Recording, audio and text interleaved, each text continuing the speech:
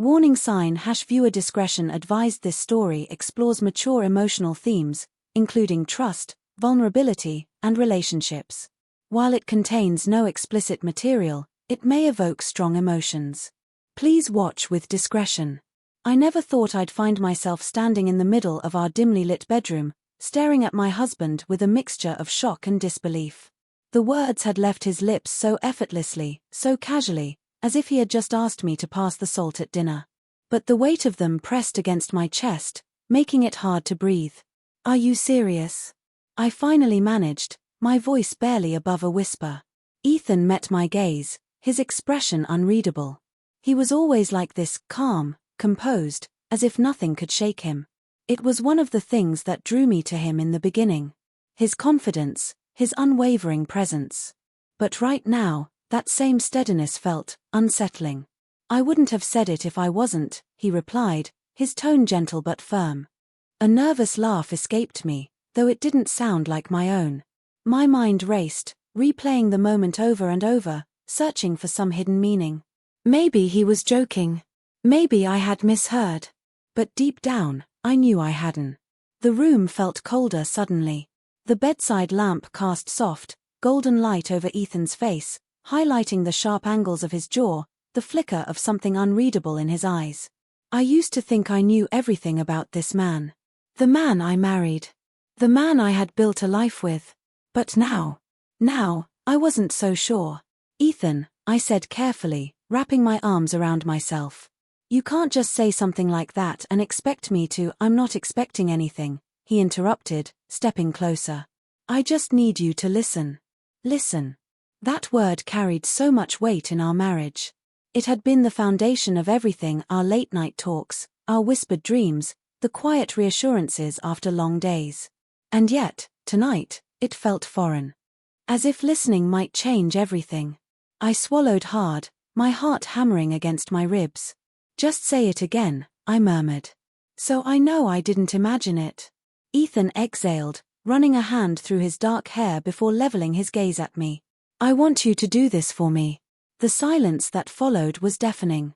I stared at Ethan, waiting, hoping for some kind of clarification, something that would make what he was asking me seem less impossible. But he just stood there, unwavering. The way he always did. "Do you even hear yourself?" My voice was sharper than I intended, but I couldn't help it. I needed him to understand that whatever this was, it wasn't normal. It wasn't us. Ethan sighed, his fingers grazing the back of his neck, a rare sign of unease. "I wouldn't ask if it wasn't important, Claire. Claire. Not babe. Not honey. My name, spoken with that deliberate calm he used when he wanted to keep me from shutting down. But all it did was make me more aware of the space between us.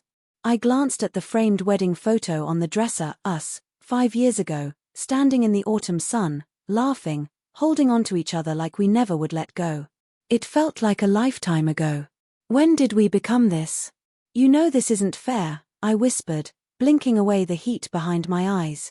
"You can't just drop something like this and expect me to." "I don't expect you to do anything," he cut in, softer this time. "But I need you to understand why." That was the problem. I didn't understand. "Not yet." Ethan stepped closer, and I forced myself to hold my ground, even as my pulse quickened. "Do you remember the night before our wedding?" he asked. I frowned at the shift in conversation. "What?" "The night before our wedding," he repeated. "We stayed up in that tiny hotel room, talking about everything. Our dreams, our fears, what kind of life we wanted to build together." I did remember. I remembered how we had talked until dawn, how I had told him my worst fear was waking up one day and realizing the person I loved had become a stranger. And here we were. "That night," Ethan continued, voice steady, "you made me promise that no matter what, we would never keep things from each other. That we'd face everything together." My chest tightened. "This isn't the same. Isn't it?" He held my gaze. "I've kept my word, Claire. I've never hidden anything from you. And I need you to do the same for me now." I swallowed hard. The weight of his words, the way his voice had dipped just slightly, this wasn't just about whatever he had asked me to do. It was about trust. But trust went both ways. I forced a slow breath. Ethan, what aren't you telling me? A flicker of something, hesitation, guilt, crossed his face before he masked it. Just say you'll do this, he said. And suddenly, I realized something chilling. This wasn't just about trust. This was about control. And I wasn't sure whose hands it was in anymore. I didn't answer him. I couldn't. The air between us was thick, charged with something I couldn't quite name. It wasn't just tension, it was something deeper, something I wasn't sure I wanted to uncover. Ethan was watching me, waiting. He had always been patient, but this was different. This wasn't the patience of a loving husband giving his wife space, this was the patience of a man who had already made up his mind. I need to know what's really going on, I said finally, my voice quieter than before. Ethan exhaled slowly. I told you. It's important. But why? My fingers curled into the fabric of my sweater. Why this? Why now? A shadow passed over his face, and for the first time that night, he hesitated. That hesitation terrified me. Ethan, I pressed, stepping closer. If you want me to do this, I need the truth. His jaw tensed, and for a moment, I thought he was going to deflect again. But then, it's not just about us, he said, his voice quieter. There's more at stake than you realize. I felt a chill run through me. What does that mean? Ethan glanced toward the window as if expecting someone to be watching. A ridiculous thought, but the way his shoulders stiffened made it seem less absurd. You trust me, don't you? He asked. It was such a simple question. And yet, in that moment, I wasn't sure how to answer. Because trust wasn't blind. Trust required honesty. And there was too much he wasn't telling me. I want to, I admitted. But you're scaring me, Ethan. That made him pause. His expression softened, just a flicker, just for a second. And in that second, I saw it. The exhaustion. The weight of something he had been carrying alone. Whatever this was, it wasn't easy for him either. Then let me protect you, he said. I sucked in a breath. From what? His lips parted, but before he could answer, my phone buzzed on the nightstand. We both turned toward it at the same time.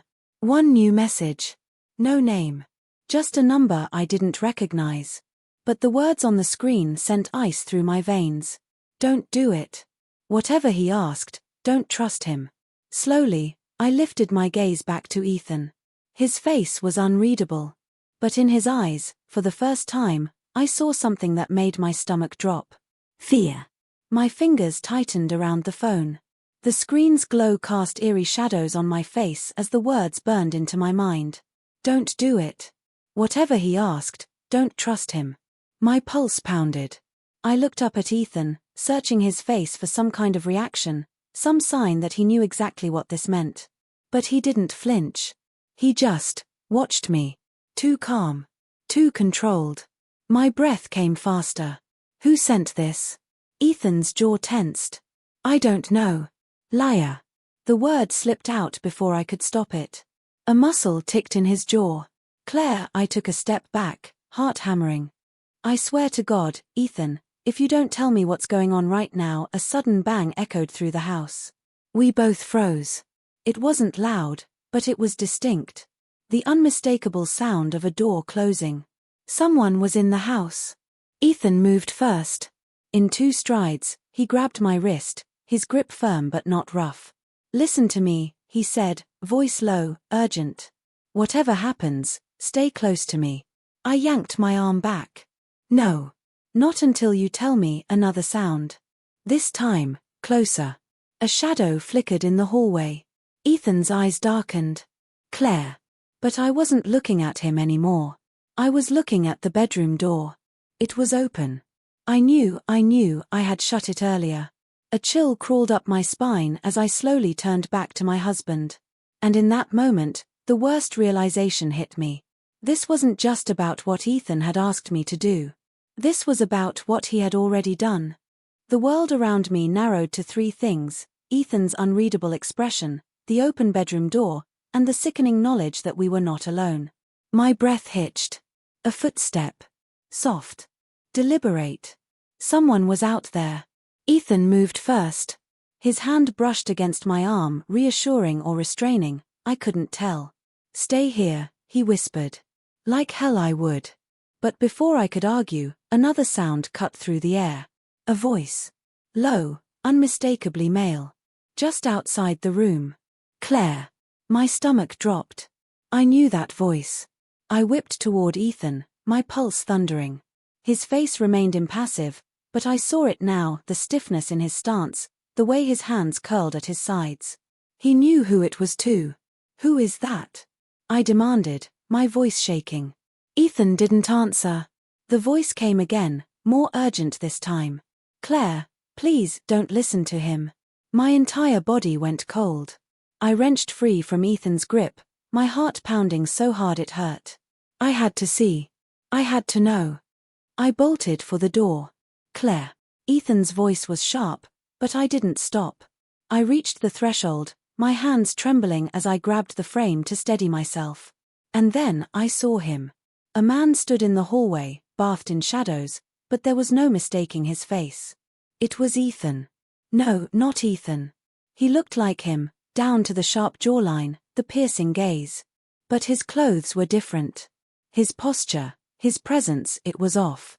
He looked desperate. Wild. And terrified. "That's not me," he rasped, pointing past me. "Claire, get away from him." I couldn't move. I turned back to Ethan, my Ethan, still in our bedroom, his face carefully blank. My mind reeled. "What the hell is going on?" I whispered. Neither of them answered. I was trapped between two versions of my husband. And I had no idea which one to trust. The room tilted. My breath came in short, shallow bursts as I looked between them, the Ethan in the bedroom, steady and silent, and the one in the hallway, wild-eyed and desperate. One of them was lying. "Claire," the Ethan in the hallway pleaded. "You know me. You have to listen." My hands trembled at my sides. My mind screamed at me to run, but my feet stayed rooted to the floor. "Tell me something only Ethan would know," I demanded, my voice shaking. The Ethan in the bedroom finally spoke. "That's pointless. If he's here, then he knows everything I do." A chill raced down my spine. The hallway Ethan's jaw clenched. "That's not true. Claire, listen to me, he's not me." He took a slow step forward, his voice raw. "You were right to feel like something was wrong. I don't know what he's told you, but I never asked you to do anything." My stomach twisted. I turned back to the Ethan in the bedroom. His face remained unreadable, but his fingers twitched, so slight I almost missed it. "You said there was more at stake than I realized," I whispered. "What did you mean?" Bedroom Ethan's gaze darkened. "I meant exactly that. And you need to trust me if you want to make it out of this." A sharp bang echoed through the house, something shifting, closing in. The air felt heavier, charged with something unnatural. Hallway Ethan's voice was urgent now. "Claire, if you go with him, you'll never come back." I swallowed hard, my pulse deafening. Bedroom Ethan extended his hand. "It's time to decide." My fingers curled into fists. The truth was right in front of me, I could feel it. I looked between them one last time, and made my choice.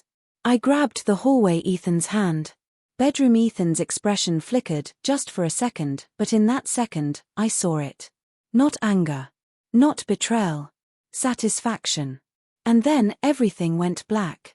Image prompt, depict a woman, Claire, tense and determined, standing in a dimly lit hallway, gripping the hand of one Ethan while the other Ethan, inside the bedroom, watches with an unreadable expression. The hallway Ethan looks desperate but relieved, while the bedroom Ethan remains eerily composed. The background should hint at an unnatural shift, subtle distortions or shadows closing in. The scene should capture the moment of Claire's irreversible decision, with high tension and eerie suspense. The choice was made. But was it the right one? A cold rush of air hit me as everything around me vanished into darkness. My grip on Ethan's hand tightened as the world seemed to collapse. There was no sound, no sense of time, just the feeling of being pulled, twisted, transported. And then I hit the ground. The impact jolted through me, my knees scraping against something solid. My head spun as my vision slowly adjusted. The bedroom was gone. The dim hallway, The eerie silence, all of it had vanished. Instead, I was outside. A vast, open field stretched before me, bathed in pale moonlight. I turned sharply, my heart pounding. Ethan, the one I had chosen, stood beside me, his chest rising and falling rapidly. But his expression. It was different. No longer frantic. No longer desperate. It was calm. "Claire," he said, stepping closer. "You did well." A chill swept through me. Something was wrong. I took a shaky step back. "Where are we?" "You brought yourself here," he said, voice smooth, controlled. "You made the right choice." I turned in every direction, but there was nothing, no landmarks, no buildings, just endless space. I clenched my fists. "You said I could trust you." "You can." He exhaled, almost disappointed. "But I never said I was the one who needed saving." My stomach twisted. No. The truth crashed over me like a tidal wave.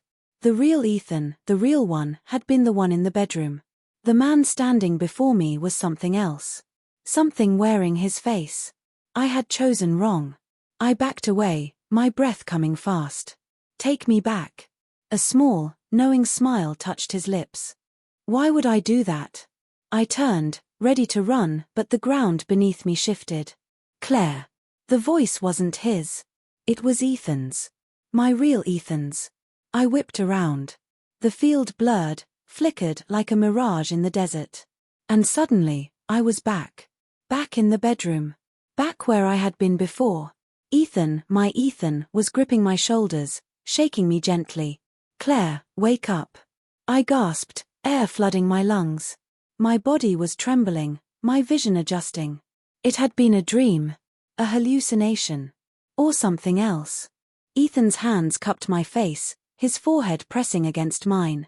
"You almost didn't come back." His voice was raw, full of something I couldn't name. I gripped his wrists, trying to ground myself. "What just happened?" He closed his eyes for a long moment before whispering, "You saw him too, didn't you?" I froze. I wasn't the only one. The air between us was thick with something unspoken, something we both knew we weren't ready to face. But one thing was certain. Whatever had happened, whatever I had seen, it wasn't over. Not yet. What do you think really happened? Drop your theories in the comments. What kind of stories would you like to hear next? Let me know below.